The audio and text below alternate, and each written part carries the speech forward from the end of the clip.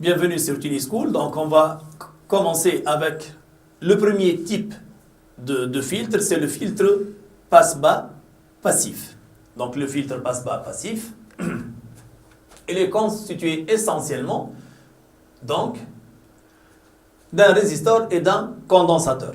Donc ce circuit RC, maintenant, il est alimenté par une tension d'entrée, tension sinusoïdale. Donc ici, il faut faire très attention, il faut faire la différence entre le circuit RC, c'est-à-dire lorsqu'il est alimenté par ou soumis à un échelon de tension, c'est-à-dire à une tension constante, et le dipôle RC lorsqu'il est alimenté par une tension sinusoïdale. Il faut faire la différence pour donc la section sciences techniques et la section sciences informatiques. Donc, ils ont étudié donc la réponse d'un dipôle RC à un échelon de tension. Donc, on a utilisé une tension constante au début de l'année. Mais maintenant, on est en train d'étudier les filtres.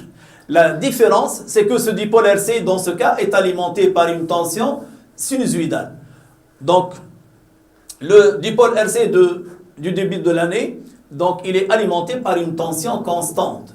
Donc, il faut faire cette différence. Donc, ici, il faut faire très attention. Je vais bien préciser que cette tension d'entrée est une tension sinusoïdale. Donc, ce UE, c'est une tension sinusoïdale.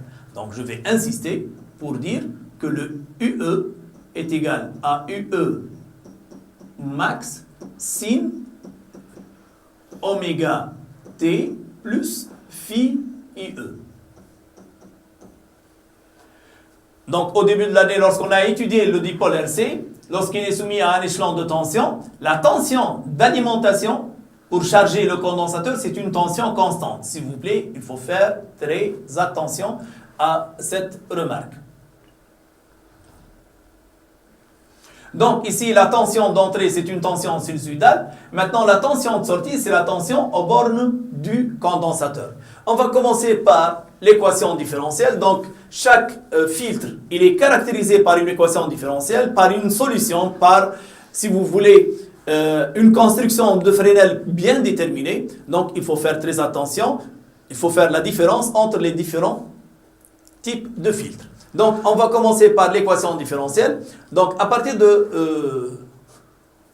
du schéma du circuit, on peut en déduire que la tension UR plus US, donc UR plus US, est égale à UE. Avec US, c'est égal à UC. Pourquoi ici? Donc, on peut voir ça.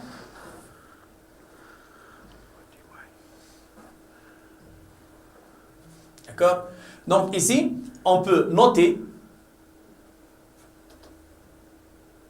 que, dans ce cas, on a UE, si on prend ce sens, comme sens positif, UE, moins UR, moins UC, égale à 0.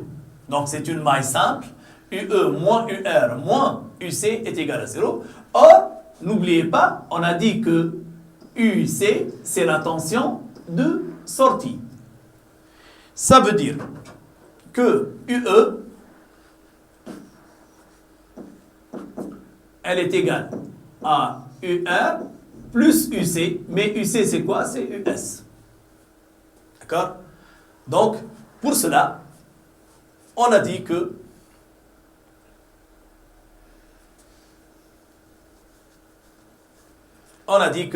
UR plus US est égal à UE, avec US est égal à UC. Donc, UR c'est R fois I plus US est égal à UE. Donc, notre but, c'est d'établir une équation différentielle reliant quelle tension? Reliant la tension d'entrée et la tension de sortie. Donc, notre but, c'est de trouver une équation différentielle reliant la tension d'entrée et la tension de sortie. Pour cela, on a dit que UR, c'est R fois I. Et on sait bien que I, c'est C dérivé de UC. Mais n'oubliez pas que, dans ce cas, qu'est-ce qu'on a? on a I, CC dérivé de UC, mais on vient de dire que ce US est égal, donc remarquez ici que ce US est égal à UC. Lorsqu'on dit I est égal à C dérivé de UC sur dt, donc c'est exactement C dérivé de US. Pour cela, l'équation différentielle sera RC. Donc au lieu de I, je vais remplacer ce I par quoi? Par C dérivé de US. Donc RC dérivé de US sur dt plus US est égal à UE. Voilà une équation différentielle en US. Donc cette équation différentielle, elle relie la tension US et sa dérivée avec la tension UE. Voilà comment établir l'équation différentielle d'un filtre. Donc, pour l'équation différentielle d'un filtre, il suffit d'établir l'équation différentielle reliant la tension de sortie et la tension d'entrée. Voilà l'équation différentielle pour un filtre passe-bas.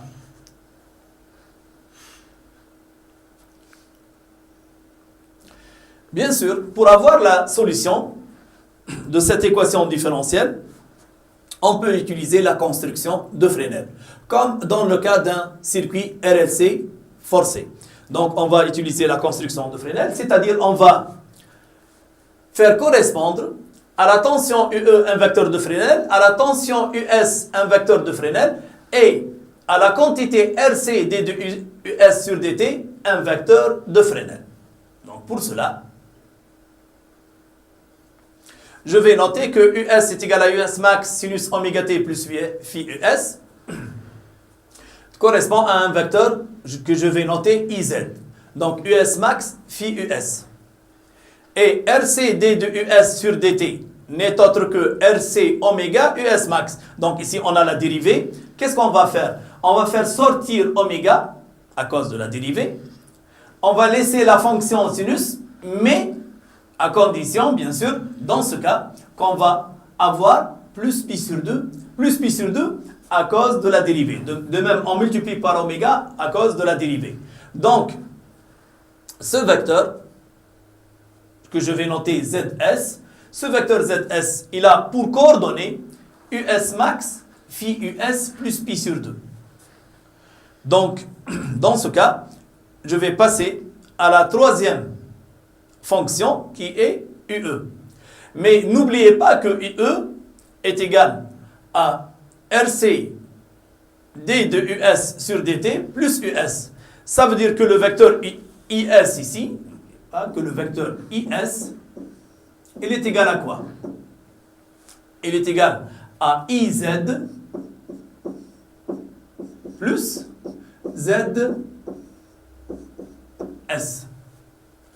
Parce que la fonction UE, la tension UE, est égale à RC d de US sur dt plus US.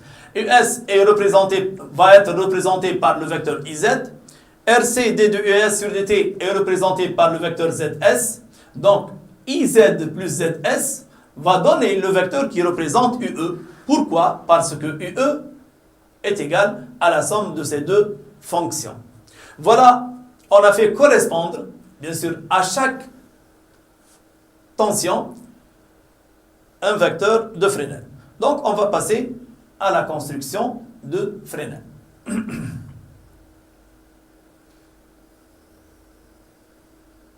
Donc, on va passer à la construction de Fresnel.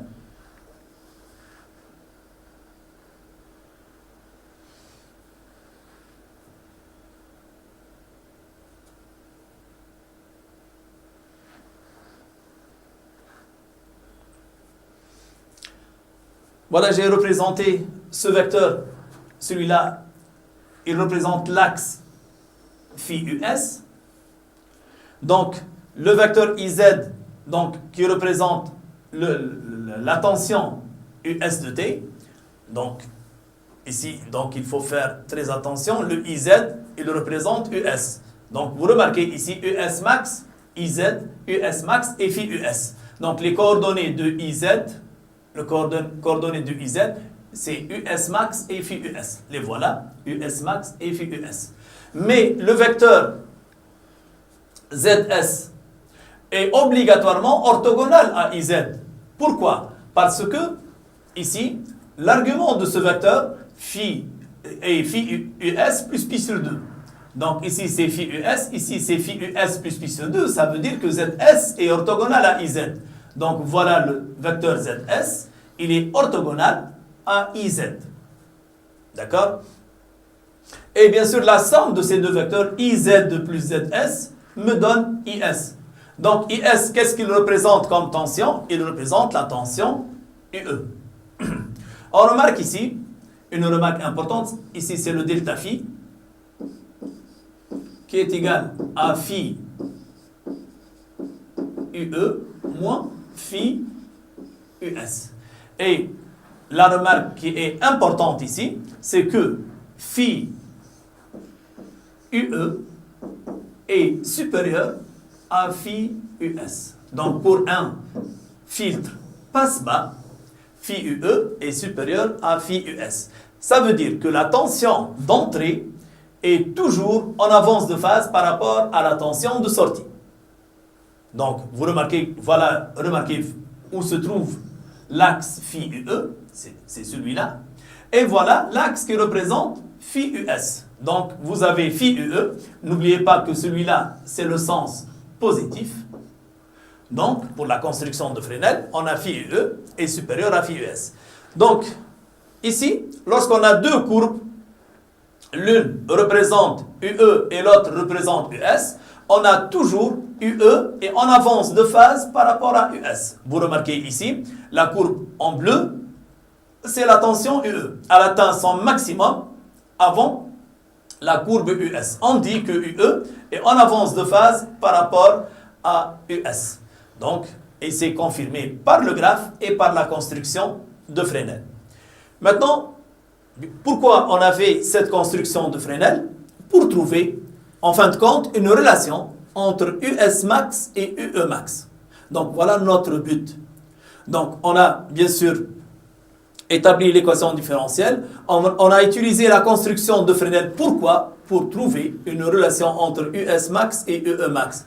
Pourquoi le US max et le UE max? Pour avoir la fonction de transfert qui s'appelle la transmittance. On va passer maintenant pour déterminer l'expression de la transmittance.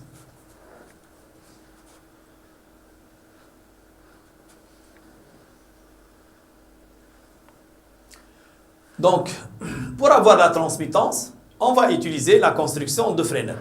Donc, il a dit ici que ISZ est un triangle rectangle. Bien sûr, c'est un triangle rectangle. On a dit que le vecteur ZS est orthogonal au vecteur IZ. Et triangle rectangle. Lorsqu'on parle du triangle rectangle, donc,